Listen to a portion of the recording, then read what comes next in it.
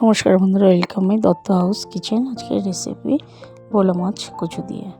এখানে কয়েকটা ভোলা মাছ নিয়েছি আমরা, নিয়ে এবার নুন আর হলুদ দিয়ে ভালোভাবে ভেজে নিয়েছি। এরপর আমরা কচুটাকে সিদ্ধ করে নিয়েছি।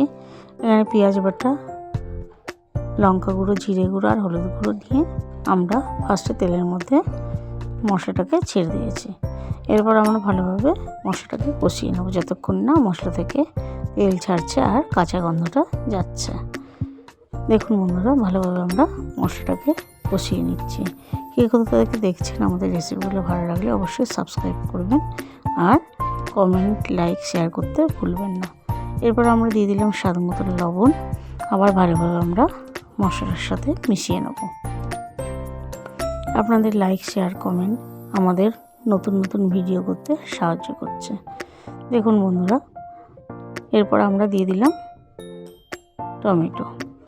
যেহেতু সমুদ্রের মাছ, টমেটো দিলে ভালো হয়। যাই হোক, এরপরে আমরা সিদ্ধ করে কচুগুলো আমরা ভালোভাবে মশলার সঙ্গে কষিয়ে নেব। এরপর আমরা দিয়ে দিলাম জল।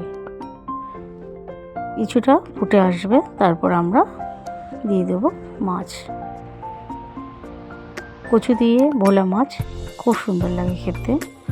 আর শীতকালে যেহেতু কচুর সিজন না, এর জন্য প্রেসার কুকারে দিয়েছিলাম, একটু বেশি সিদ্ধ হয়ে এসছে, কিন্তু স্বাদের কোনো হেরফের হয়নি।